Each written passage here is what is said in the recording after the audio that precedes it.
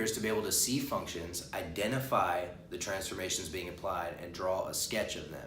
We also need to be able to sometimes see a list of transformations and write the function basically building from our x squared, our parent function, and build a function that follows those transformations, that meets those requirements. So we need to be able to go both ways because these are very common exam questions, and it's just good to know how to do. So looking at these functions, we're going to list the transformations being applied and then draw just a rough sketch of them both. So let's go ahead and start. I'm going to list the transformations here.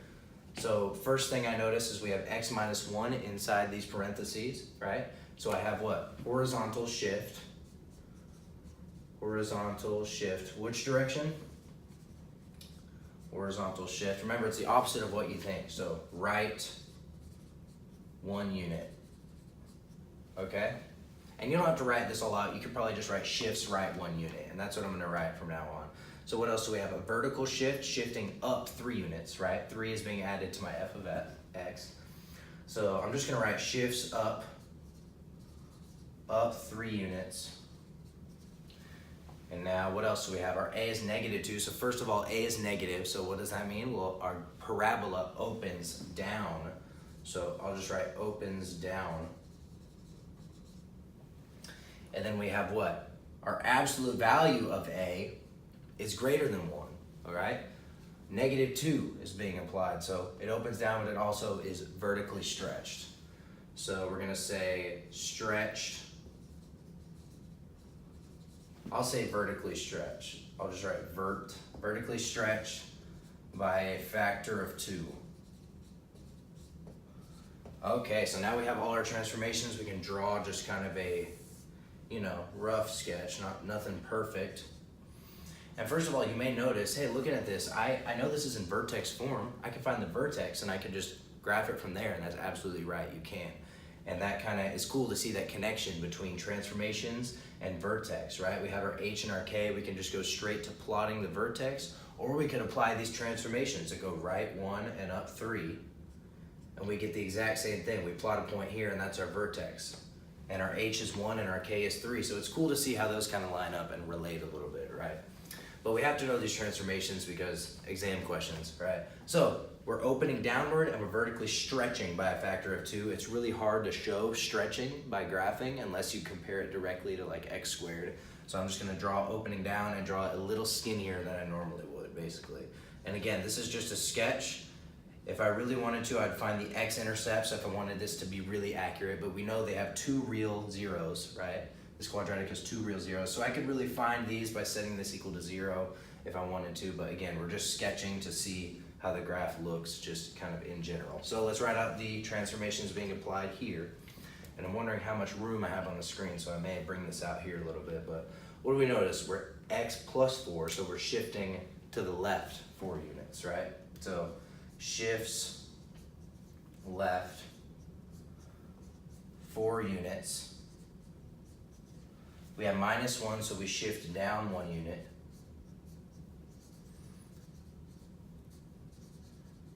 And again, for all these, I always encourage you to pause the video when you see some examples come up in all my videos. Pause the video, try them on your own, and then press play to check your answer. So left's 4 units left 4 units, down 1 unit, okay? And then we have this 4 being multiplied outside, so it's opening upward. So a lot of times when it opens up, I don't really write opens up. I guess I will in case, but because x squared opens up as it is, so it's not really being changed in any way, but okay, so then we're still being stretched though by a factor of 4 this time. Vertically, hopefully y'all can see this down here. You might not be able to see this, and I'm sorry if you can't. Vertically stretched by a factor of 4. Okay, now we can draw a rough sketch of this graph, so I'm going to erase what I had here. And now I can draw my sketch of this graph. There we go. Okay, so what do I have? Let's see. Again, I can go straight to my vertex and draw it from there, which is at negative 4, negative 1, right? Because I'm shifting left 4, down 1. 2, 3, 4, down 1. So I got here, I open upward. A factor of 4 is going to make it pretty skinny, so I'm going to draw it pretty skinny, like this, okay? And again, I could solve for these zeros depending on how picky your professor is. They will usually specify, right? Find the zeros, or they'll say like plot at least 3 points. So I have to find 3 points on here and label them, something like that. They will usually specify, and we'll get into more videos like that where we really accurately graph quadratic equations. That's one of my favorite things to do, is graph quadratics. So, all right, a couple more examples. We're gonna list out all the transformations of this quadratic. Let's go ahead and start. What do we have? We have a shift, horizontal shift, x plus 2, so we're shifting left 2 units. So shifts left 2 units. And again, I encourage you to pause this video and try both of these on your own. I meant to say that at the beginning, but shifts left 2 units. Left 2 units. Okay, then we have plus 4. This is being added to f of x, right? So that's the way I think of it. Being added to x, horizontal. Being added to f of x, vertical. So plus 4, so vertical shift. 4 units this time.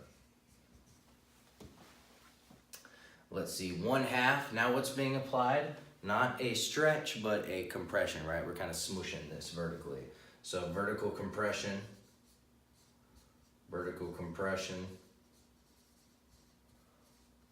by a factor of 1/2. Okay, and that's why I write that out, is because like we kind of decided that it's hard to show on a graph the stretches and compressions unless you directly relate it to something else, especially when you're just sketching. So it's good to write out what it's by a factor of. So let's see, left 2 units, vertical shift 4 units. I meant to write up. Left 2 units, up 2 units. So I go 1, 2, 1, 2, 3, 4. Here I am, and then I'm opening up still, but this time I'm being compressed, so I'm gonna go a little bit wider than normal, right? I'm kind of smushing it vertically, so let's see, I'm gonna kind of come out this way. A little bit wider than I normally would. Something like that. Okay, so what about this example? So I put this example for a reason, because you won't always given something in perfect vertex form. In fact, this is just a quadratic. You're just given it and you're asked to apply transformations. But remember, we're starting with x squared when we applied these, right? We ended up in vertex form because we had things being applied to x, okay? Like this plus 2 being applied to x, and it just so happened that we end up in vertex form, but it doesn't have to be in vertex form. And even if you wanted to look at this like it was vertex form, you could write it like this: x minus 0 squared minus 1, right? Because x minus 0 is just x. So what is my vertex at? It's at 0, -1, right? Vertex is at 0, -1. So that's just something to notice. But again, we can apply these transformations just to the x squared, and it works the same way. We don't have any horizontal shift in this case, right? We have a vertical shift, down 1 unit, right? So it shifts down by 1. And then what? Vertically stretching by a factor of 2. Stretch by a factor of 2. Okay? So what if we graph this? I'll go ahead and just quickly erase, see if I can graph it real quick. So redraw my axes. Okay, there we go. So what do I have? 2x squared minus 1. So I'm not shifting horizontally at all. I'm shifting vertically down 1 unit. So this is my vertex at 0, -1. And then what? I'm still opening up and I'm stretching by a factor of 2. So I'm going to draw it a little skinnier than I normally draw it. Okay. So yeah, that's the graph of this. I mean, it's a pretty rough sketch, but okay, so sometimes we'll be given a list of transformations and we'll have to basically build a quadratic using these transformations. So let's go ahead and do an example like that.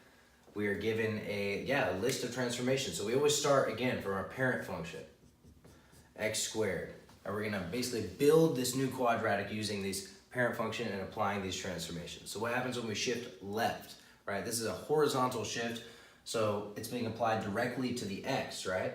So I have f of x equals what? F of x equals, well, something is happening to this x, remember, right? And since it's left 2, it's what? Plus 2, right? It's the opposite of what you think inside there. So that's our first transformation. Now we need to make sure we shift up by 1 unit. this is a pretty simple one, right? F of x equals x plus 2 squared plus 1. And now all we're doing is we're opening down. So we can just make our a negative. So -1 in this case, really. F of x equals negative, right? X plus 2 squared plus 1. And that's that. So let's go and do this example now. Again, we're going to start with f of x equals x squared, and we're going to build from this parent function, this new quadratic function, using these transformations. So shifts up 3 units, so I can just add 3 to f of x. In other words, I just put a plus 3 out here, x squared plus 3. Then what? Vertically compressed by 1/2, okay? So then I have f of x. So what's happening here? Well, my a is 1/2 basically. I'm multiplying 1/2 straight to the x squared. So 1/2 x squared plus 3. Shifts right 2 units, so I gotta be a little careful. They gave this to me in a weird order, and I feel like they did that to trick me, but I'm shifting right 2 units. So again, I'm just applying this directly to the x. And I hope y'all can see down here. In fact, I may write it over here just in case, because I'm not sure if y'all can see that. F of x. Okay, so then our final function shifts right 2 units. So I'm keeping that same compression, but again, this is being applied directly to the x. It's shifting right, so what's happening? -2, right? -2 plus 3. Hopefully y'all can see that. Cool, get some practice with this. Do some more problems on your own, and if you need more help, leave comments below. If you enjoyed this video, I did my best. It's hard to explain, but leave a like, hit subscribe if you want to support me, and keep going to my channel if you need more help. And that's it. Keep flexing the brain muscles, keep making those brain gains.